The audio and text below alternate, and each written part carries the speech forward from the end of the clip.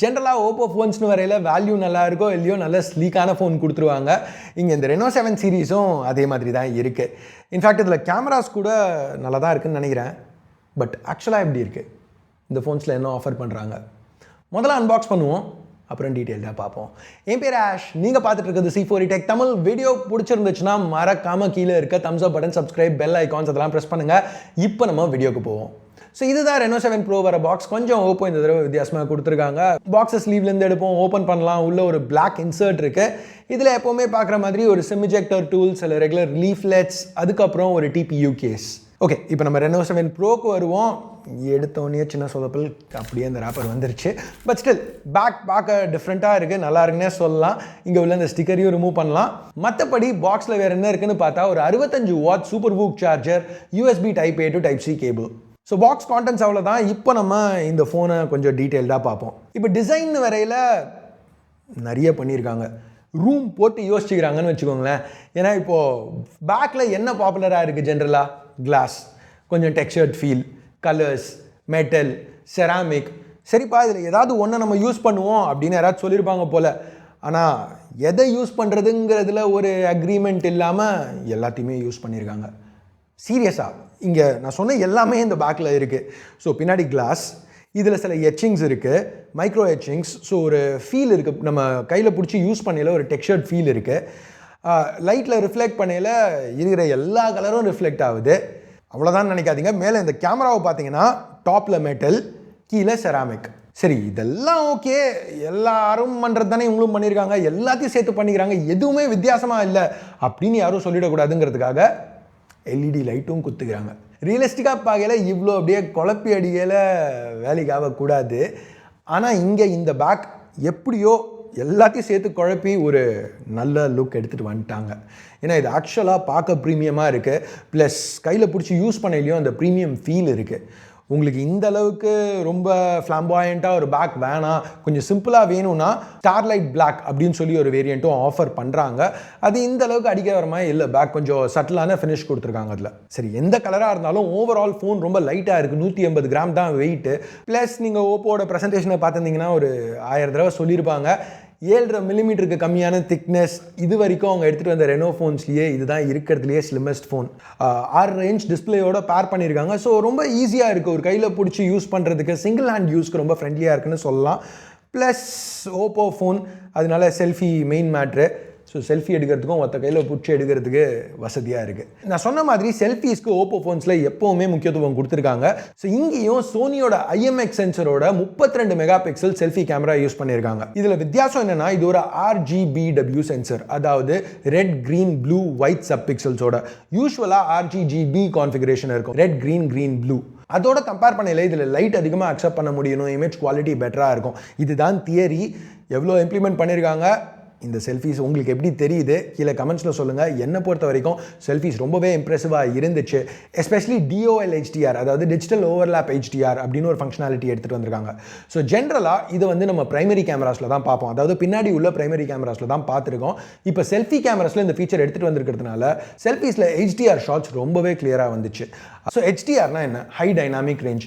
Dynamic ரேஞ்சுங்கிறது ஒரு பிக்சரில் உள்ள லோவஸ்ட், அதாவது டார்க்கஸ்ட் பாயிண்ட்டுக்கும் பிரைட்டஸ்ட் பாயிண்ட்டுக்கும் நடுவில் உள்ள ரேஞ்ச். நம்ம கண்ணால் அப்ராக்சிமேட்டாக 20 ஸ்டாப் டைனாமிக் ரேஞ்ச் பார்க்க முடியும். கேமராஸில் 12 ஸ்டாப்ஸ் வரைக்கும் இருக்கும் யூஸ்வலாக. அதை எக்ஸ்பேண்ட் பண்ணுறதுக்கு ஹை டைனாமிக் ரேஞ்ச் யூஸ் பண்ணுவாங்க. அதாவது 2 ஷாட்ஸ் எடுத்து, ஒரு லோ எக்ஸ்போஷர் ஷாட், ஒரு ஹை எக்ஸ்போஷர் ஷாட், 2 டக்குன்னு எடுத்து ஒன் ஆஃப் யூஸ் பண்ணையில் உங்களுக்கு அந்த லோவஸ்ட், அந்த டார்க்கஸ்ட் ஏரியாஸ்லையும் டீட்டெயில் அதிகமாக இருக்கும், பிரைட்டஸ்ட் ஏரியாஸ்லையும் டீட்டெயில் அதிகமாக இருக்கும்.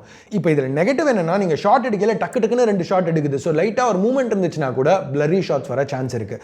HDR செல்ஃபிஸ் இருக்கல, இதை நோட்டீஸ் பண்ணியிருப்பீங்க. இங்கே சென்சர்லேருந்தே ஒரே சமயத்தில் 2 எக்ஸ்போஷர் ரீடிங் ரெக்கார்ட் ஆகிறதுனால இந்த மாதிரி ஷேக்கி செல்ஃபீஸ் இருக்காது. இதுவும் தியரி தான்.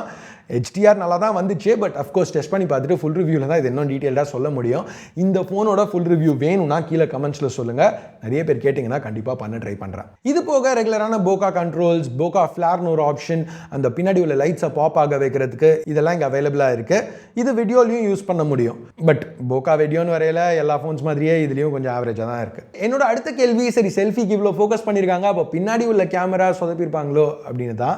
பட் பின்னாடி உள்ள கேமராவும் டீசெண்டாக தான் கொடுத்துருக்காங்க. இங்கே சோனியோட 50 மெகா பிக்சல் IMX766 சென்சர் இருக்கு. இது ஒரு 1/1.56 inch sensor, 2 micron size pixels வரைக்கும் குவாட் பின் பண்ணையில் இதில் எடுக்க முடியும். இமேஜஸ் டீட்டெயில்டாக இருந்துச்சு, கலர்ஸும் குறை சொல்லிக்கிற மாதிரி இல்லை, டைனாமிக் ரேஞ்சும் ரொம்ப இம்ப்ரெசிவாக இருந்துச்சுன்னு சொல்லலாம். இந்த ஷாட்டில் அந்த வானத்தை பார்த்தா உங்களுக்கு தெரியும். அடுத்து ஒரு 8 மெகா பிக்சல் அல்ட்ரா வைட், டீசெண்டான பெர்ஃபார்மன்ஸ். எல்லா மிட்ரேஞ்சர்லையும் எல்லா பிராண்ட்ஸும் வட சொல்கிற மாதிரி இவங்களும் ஒரு மேக்ரோ சென்சர் கொடுத்துருக்காங்க, ட்ரிபிள் கேமரா செட்டப்னு சொல்கிறதுக்காக. ஸோ அது ஒன்றும் சொல்லிக்கிற மாதிரி இல்லை. ஃபோன் பார்க்க நல்லா இருக்குது, கேமரா சூப்பராக இருக்குது, இதெல்லாம் ஓகே. பட் ஒரு ஃபோனில் மெயின் விஷயம் உள்ள ஸ்பெக்ஸ். ஸோ இதில் என்ன சிப் கொடுத்துருக்காங்க? மீடியாடெக்கோட டைமென்சிட்டி 1200 மேக்ஸ். மீடியாடெக்கோட நேமிங் சில நேரம் கொஞ்சம் கன்ஃபியூசிங்காக இருக்கும். ஸோ குவால்காமில் எந்த சிப்புக்கு இது ஈக்குவலாக பெர்ஃபார்ம் பண்ணுது அப்படிங்கிறத செக் பண்ணி பார்க்கல. பெஞ்ச் மார்க்ஸ் ஒரு ஸ்னாப்ட்ராகன் 870க்கு ஏறக்குறைய ஈக்குவலாக இருக்குது. இது ஆக்சுவல் பெர்ஃபார்மன்ஸ்க்கு கன்வெர்ட் ஆச்சுன்னா, நம்ம யூஸ் பண்ணையில் 870 அளவுக்கு இதில் பெர்ஃபார்மன்ஸ் இருந்துச்சுன்னா இது ஒரு நல்ல பேக்கேஜ்னு சொல்லலாம். பட் திருப்பியும் டெஸ்ட் பண்ணி பார்த்து தான் அதை கன்ஃபார்ம் பண்ண முடியும். பெஞ்ச்மார்க் ஸ்கோர்ஸ் ரொம்பவே ஹோப்ஃபுல்லாக இருக்குது, எனக்கு பாசிட்டிவாக தான் பட்டுச்சு. மற்றபடி ஸ்பெக்ஸ்னு வரையில் 12 GB DDR4X RAM, 256 GB 2 lane UFS 3.1 storage கொடுத்துருக்காங்க. இது கூட இந்த வர்ச்சுவல் மெமரி ColorOSங்கிறதுனால வர்ச்சுவல் மெமரி அந்த ஸ்டோரேஜில் ஒரு பார்ட்டை எக்ஸ்ட்ரா ரேமாக யூஸ் பண்ணணுன்னா பண்ணிக்கலாம். ColorOSனு வரையில் இது ColorOS 12 ரன் ஆகிட்டு இருக்கு. Android 11 மேலே பில்ட் பண்ண ColorOS 12 பெர்ஃபார்மன்ஸ்லாம் ஸ்மூத்தாக தான் இருந்தது. பட் ஓப்போ ஃபோன்னு வரையில் கண்டிப்பாக ப்ரைசிங் ப்ரீமியமாக இருக்க போதுங்கிறது நம்மளுக்கு தெரியும். ப்ரீமியம் ப்ரைஸிங்கை கொடுத்துட்டு இவ்வளோ ப்ளோட்வேர் ப்ரீலோட் பண்ணுறது எனக்கு ஒரு மேஜர் நெகட்டிவாக பட்டுச்சு. எஸ், இதில் உள்ள ப்ளோட் ஆப்ஸ் எல்லாம் அன்இன்ஸ்டால் பண்ண விடுறாங்க. ப்ரைமரி ஆப்ஸ், அவங்களோட ஃபர்ஸ்ட் பார்ட்டி ஆப்ஸை கூட டிசேபிள் பண்ண விடுறாங்க. ஃபைனலாக இந்த அளவுக்கு க்ளீனப் பண்ண முடியுது. பட் ஓப்போ சார்ஜ் பண்ணுற ப்ரீமியம்க்கு ப்ளோட் எதுவுமே அவங்க கொடுக்கக்கூடாது.